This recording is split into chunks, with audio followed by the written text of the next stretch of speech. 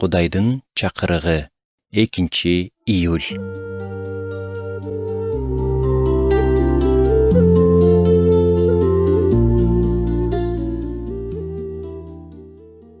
Кудайга кантип жагууга болот?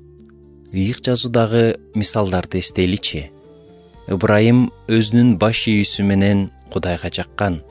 Дөөт болсо жүрөгү толугу менен Кудайга берилгендиги менен жаккан.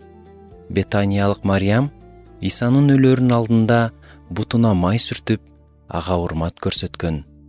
Ишеним деген сөз еврейлерге жазылган каттын 11-бөлүмүндө 24 жолу колдонулат. Биринчи аятта ишенимдин аныктамасы берилет. Ишеним бул үмүттөнүп күтүп жаткан нерсенин ишке ашарынан шектенбөө жана көрүнбөгөн нерсеге бекем ишенүү. Андан ары автор ишеним каармандарын тизмектейт.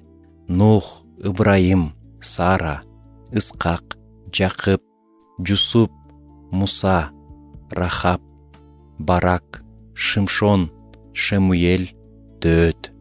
39-аятта алардын баары ишенимдери жөнүндө жакшы көйлөндүрүүгө ээ болушканы айтылат.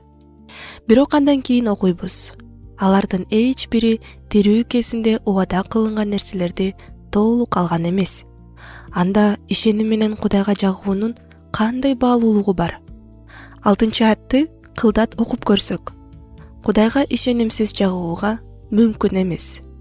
Кудайга келген адам анын бар экендигине, аны издегендерге ал тиешелүүсүн берерине ишениши керек. Анын бар экенине жана ал берген оодалар сөзсүз ишке ашарына ишенгенибиз Кудайга жагат. Биз көрбөсөк да ишенебиз. Биздин ишенимибиз кемчиликсиз болбосо да Кудайга жагат. Сиз ишенимде болгула деген сөздү уккансызбы? Бул Кудайга жагуунун эң жөнөкөй бир жолу.